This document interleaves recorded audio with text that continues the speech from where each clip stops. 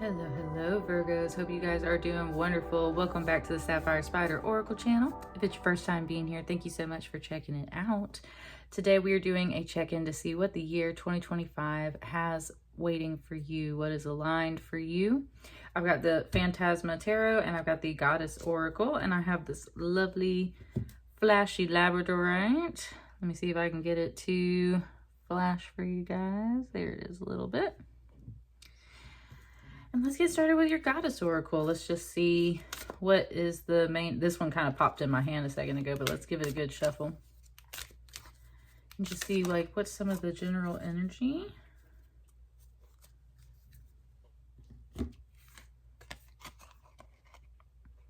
Hathor. So I actually pulled this for a reading that just didn't finish getting recorded, and then I had to throw it out and redo it. So Spirit's just kind of, there's something just in that as well. The fact that this came up for a pile, the recording didn't complete all the way, and I had to throw that recording out, and now this card is back for your reading. So I find that just very interesting, Virgo. It says, Hathor, a nourishing great mother goddess, is the Egyptian mother of all gods and goddesses. Usually portrayed as a cow, she is a sky goddess, the queen of the heavens. The sun emerges from her womb and the moon from her breast. She is the goddess of love, mirth, beauty, and sensual pleasure, as well as the protectress of all women. In her other guise, shown here, she is a lady of the night and queen of the underworld. With her lion's head, Hathor assumes the role of destroyer and giver of death. In her leopard skin, she is the goddess of fate and fortune and typifies the ferocity and swiftness of this animal, a night prowler and watcher. Hathor is a strong embodiment of the many sides of existence. Creator, sustainer, destroyer, she encompasses all. Hathor reminds us that we too must acknowledge all parts of ourselves, that what we might call destructive is sometimes necessary to allow our creativity and compassion to flourish. Beautiful card. Deep Goddess. It's something just says she got a lot going on. All right, so that's it kind of was trying to say something else, but it's like we can go to the tarot. So let's open up with the tarot and see what this goddess message is. What is in store for you for 2025? And I've got my eyes closed. It's got this card and whatever these cards are that just, for this card that just fell here.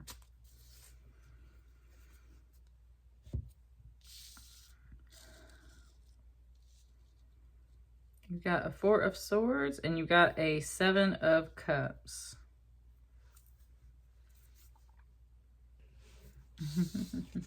Sorry if you can hear my dog. So starting with this card, there's this polar bear here sleeping half in and half out of a cave, and it's got bandages on its kind of like back, on its like shoulder area. There is all of these mushrooms, and there's this purple sky and this green grass and everything. And what this really reminds me of, honestly, I'm a Virgo, reminds me of my childhood or my teenage bedroom. I had painted purple, and I painted this giant mushroom mural all over the wall. Four of Swords is about rest, about resting your mind, and definitely some recovery, as is implied with the bandages here. For some of you guys, this is about a bit of kind of like healing your inner teenager in a way.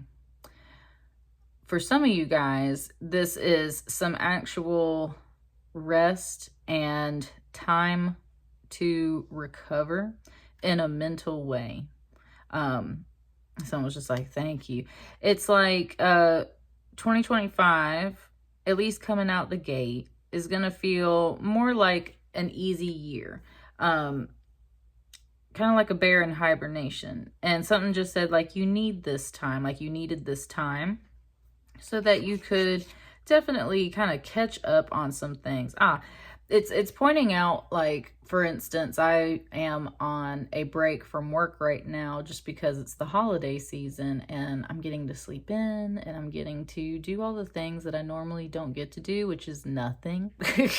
So that's what this is, very much. It's just a little bit more of that general energy.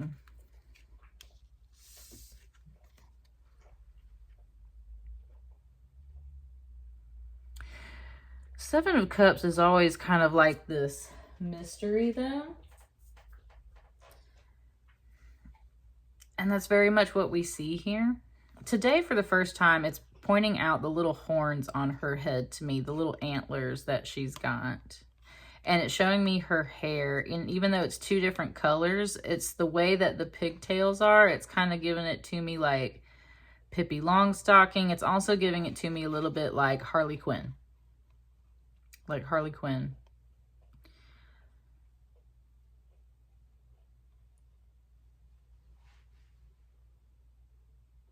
And this would be kind of more when she's on her own.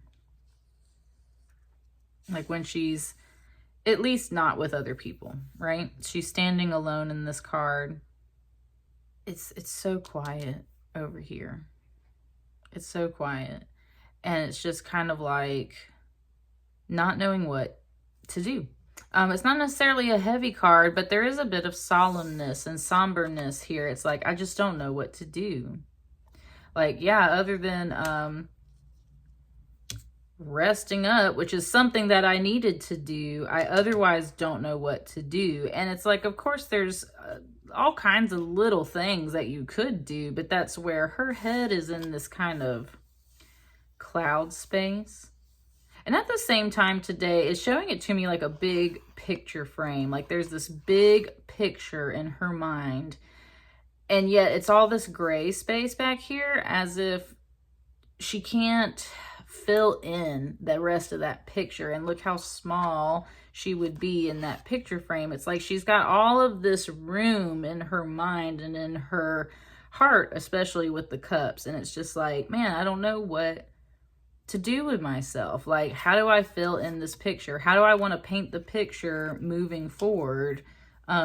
Just what do I do with myself? That's kind of the overall energy that I have right here on these cards. It does keep bringing me back to this little bird, which has like a little blue berry in its mouth or something from this plant. And that's where it's so funny because I literally yesterday was out in my yard and I noticed this bush that any other time of the year is just nothing but green leaves, but now it has these little tiny blue berries on it. And I literally picked some yesterday and put it on my altar, and look, there's a little bush with blueberries on it.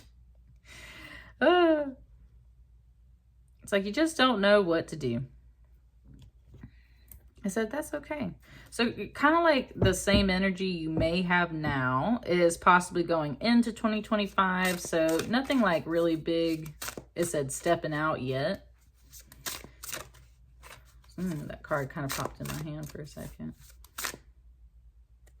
These.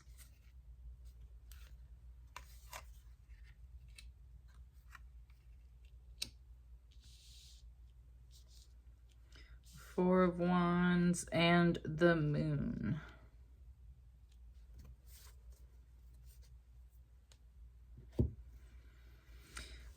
The Four of Wands is usually a marriage card. And if not, it's about two individuals coming together and having success.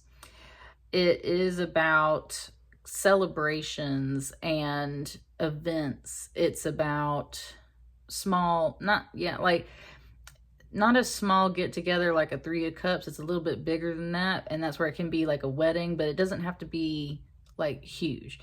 Four of Wands is usually at least about mutual harmony, like two things working together, right? They are moving in the same direction. They are, sorry, it was kind of pointing out something down here. With that coming out under the Four of Swords, and then there's this Four of Wands here.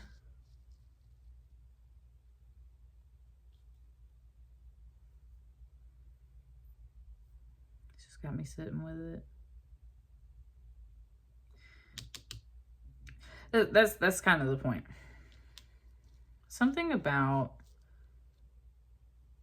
relationships, a marriage, a certain event, something that is generally positive and successful, I would say, but can be a bit of a journey, and there's like some of this kind of exhaustion being implied just from the feelings that I have. It's like there's something here that needed to rest and recover. And going into 2025, you might still be working on this, it said.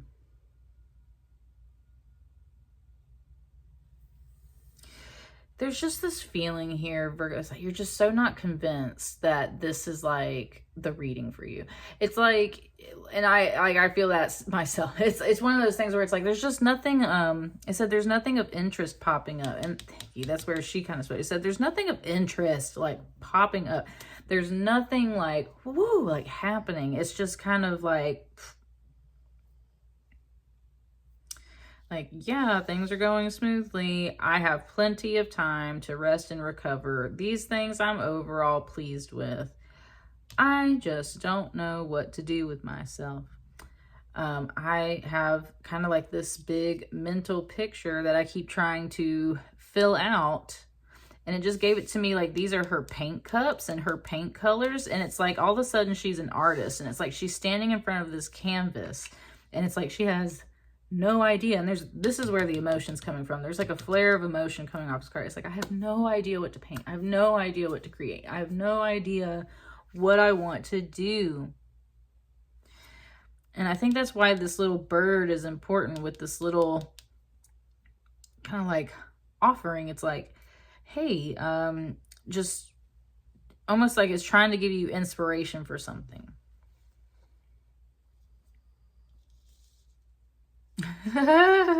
It did just give me a song, and it wasn't necessarily this card, it was this bird. It brought me to the movie Babe and those little mice that sing, and it was talking about this little blue sphere, and then we have the moon card, so it was singing that song. It said, blue moon, you saw me standing alone without a dream in my heart, right? That song. Here's the moon.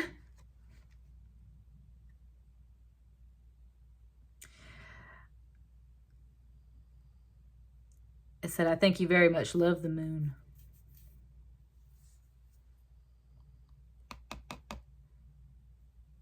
Woo, there was like such an energy shift, y'all. That was like someone else. It was like the moon or someone else looking at you, kind of like looking at the moon. It was like, I think you very much love the moon. And there's like all this emotion all of a sudden, and it's like you feel seen, but like in a good way. It's like you have this third energy. I think it's coming from your guides and everything at this point. It's like you very much love the moon.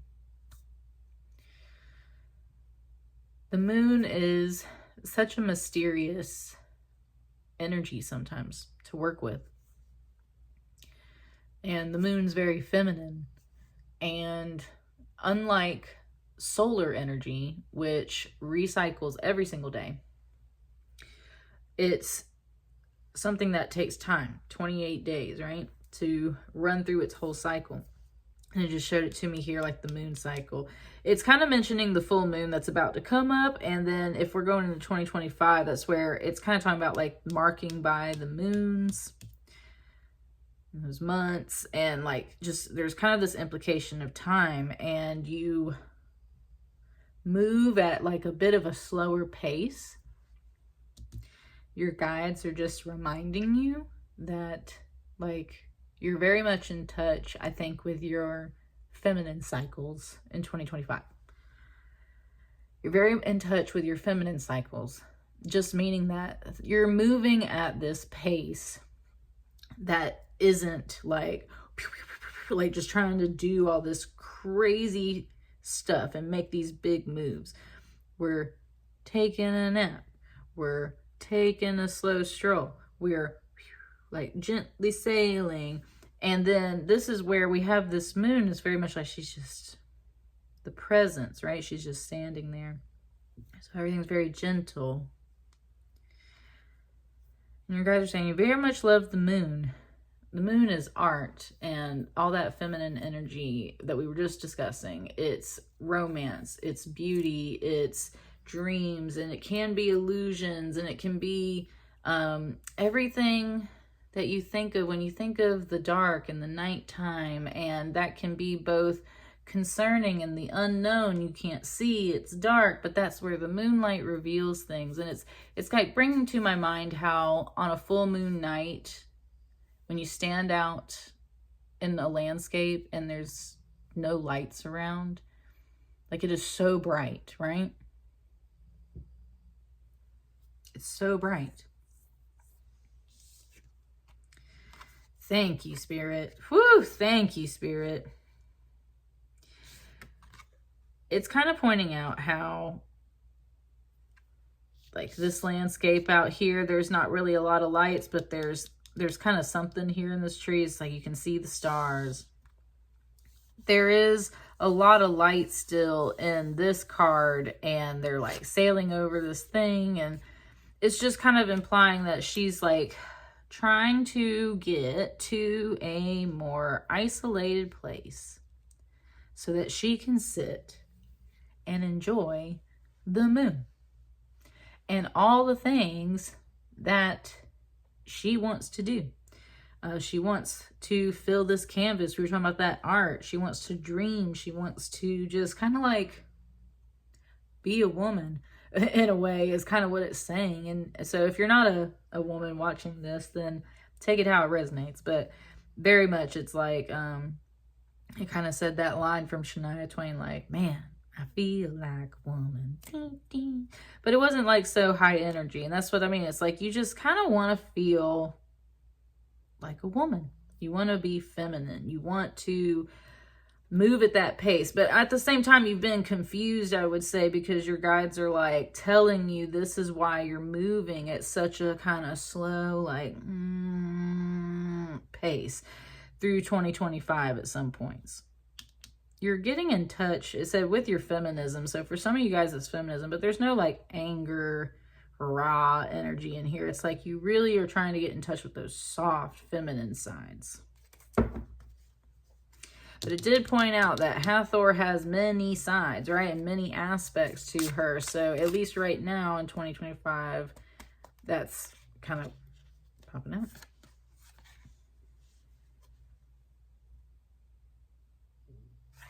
I think it wants that there, and then I think there's going to be another card here, which I think it wants to go ahead and grab.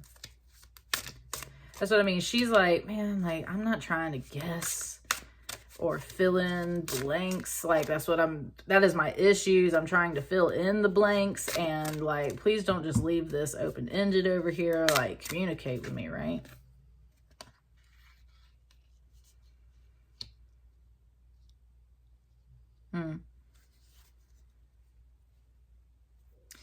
It was just saying, stuck between a rock and a hard place. Saying like, here's the rock, here's the hard place. And he's kind of sitting on a rock or like a stump or something.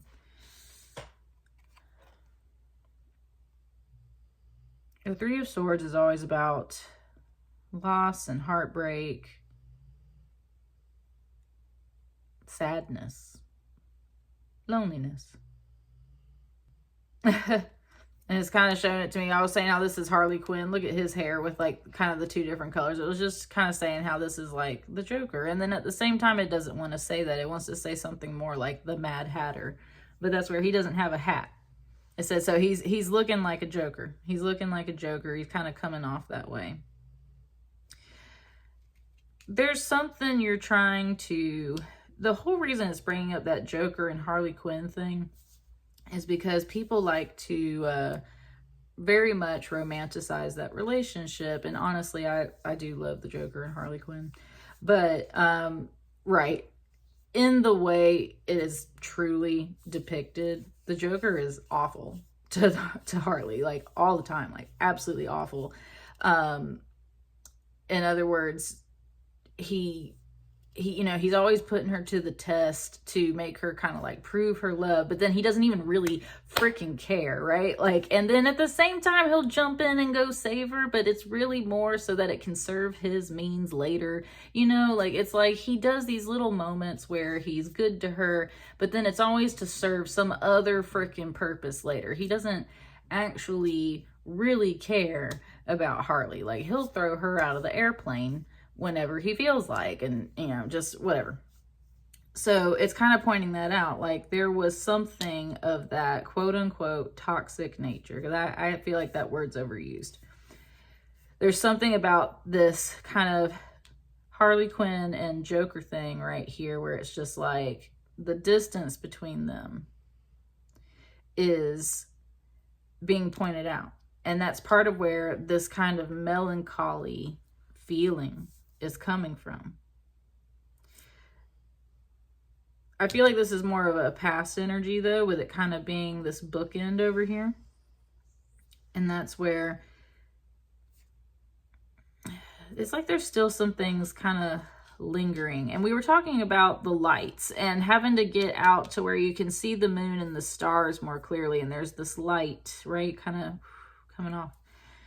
And that's one thing where it's like, she's not angry. She's not really much of anything. She's just like I'm wearing a bathrobe right now. It keeps wanting me to put my hands in my sleeves because I'm kind of cold. And that's the whole thing. It's like she's holding herself because she's cold. And she wants to step out. Oh, it said, of the energy of last year. Okay, there's a clear message. That's where it's like, sometimes she can get like a clear thought through. And she's like, I want to step out of the energy of last year, which is overall this 3 of Swords. Having to say goodbye to certain things, heartache, past pains, things that were toxic dynamics, that whole representation of the Joker and Harley Quinn. It's like there were things that were just not good to me, weren't good for me, and I'm walking away from those things. It's also just on a slightly different note. It's just pointing out how, like, for me personally, the end of this year has been very disappointing on both a, like, national scale, like just things like that. And it's like that's where she's like, man, I'm just trying to walk away from all this pain and sadness that I feel. I think it's something larger than just a relationship. It's like depression. It's like there's anxiety, there's depression, there's these things in the heart space that it's like I just can't. I need to heal from this. I need things to like go smoothly for me for a while, because my head space is up here and I have this big blank canvas. I have no idea what to freaking do. So she's like going out into the wilderness to go kind of like have a conversation with the moon in a way and get inspired again. I said, and like get back to that major arcana energy where it's just like getting in touch with yourself. But there's this hard place too.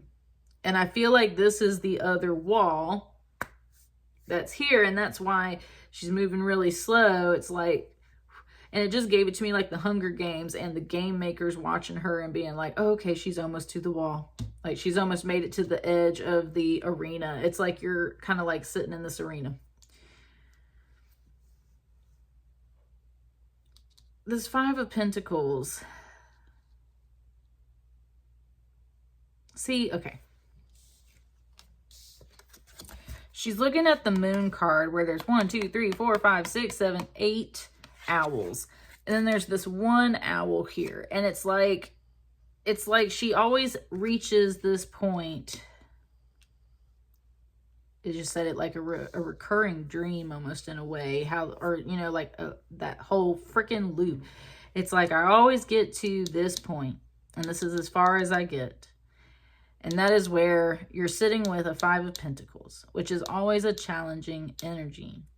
Five of Pentacles is this feeling of being without, of lack, of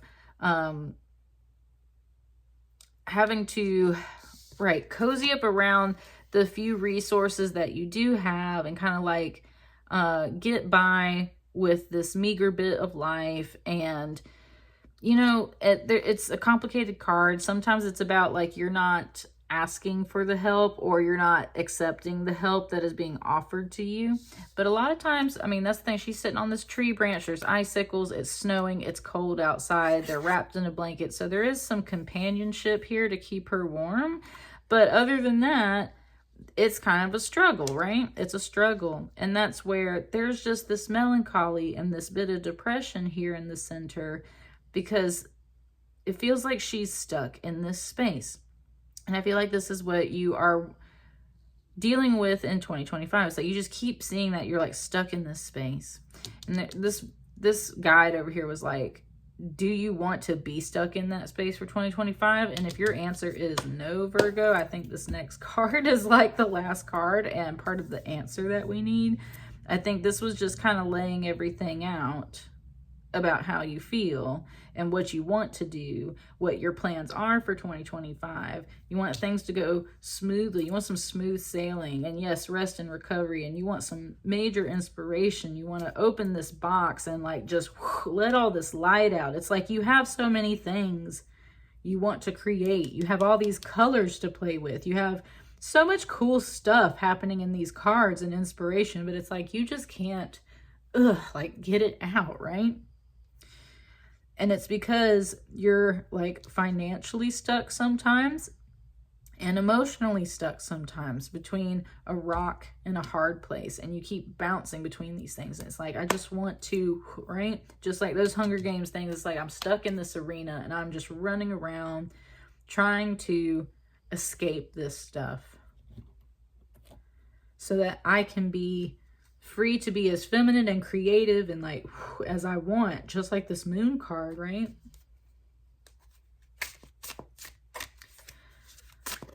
It's got me taking a deep breath. What's this card? Oh, Virgo, that is you, baby. Woo, Virgo.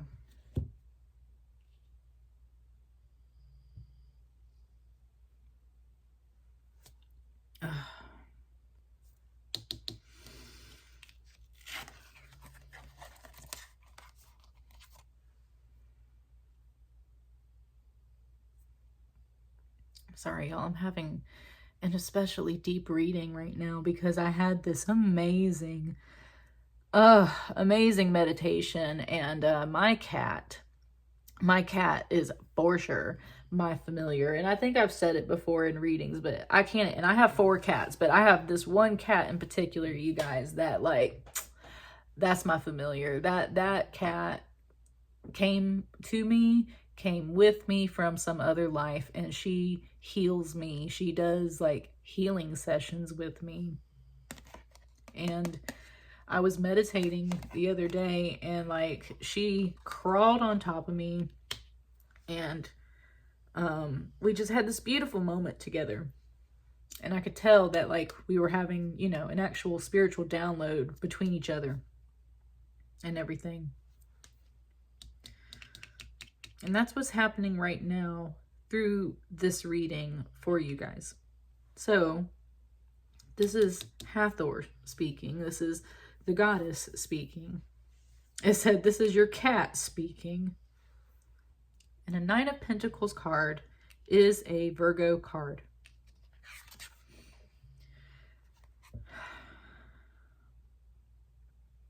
It's talking about your true Virgo core energy power and like how prudent you are, and how earth energy is a slow moving energy.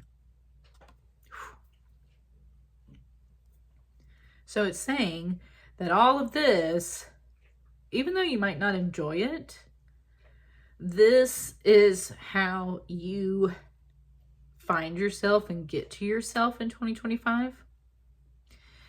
It's saying that, you know, kind of like through depression, through the rocks and the hard places, through the slow-moving energy. Things will be revealed. And look at this sunny energy. And then we have the moon here. And that's where it was saying that, you know, like the sun emerges from her breast and the moon from her, or the sun comes from her womb and the moon comes from her breast. That's where it's like you're a bit of both. You have this solar energy, this everyday energy. It said it's just constant. You were just constant. Thank you, Spirit. It is just explaining it on like this major level.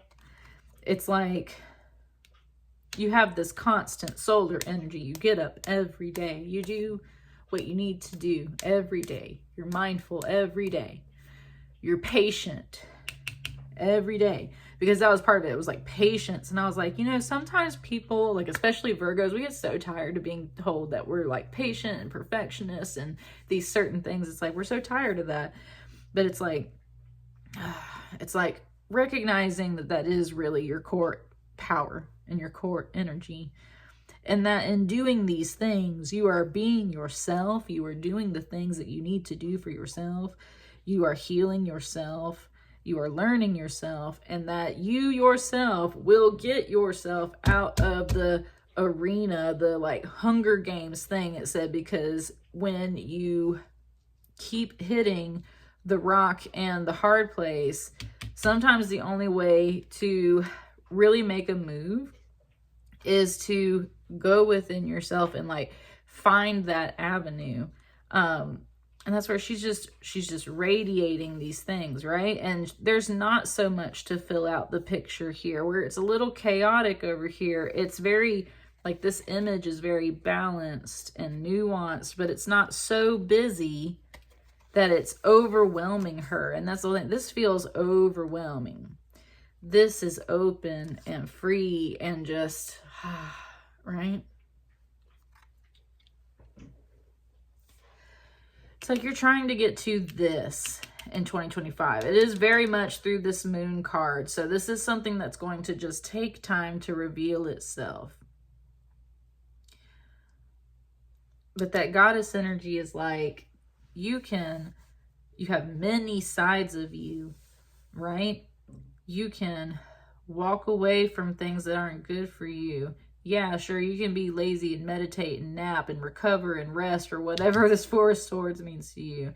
It's okay if you don't know everything to do all the time.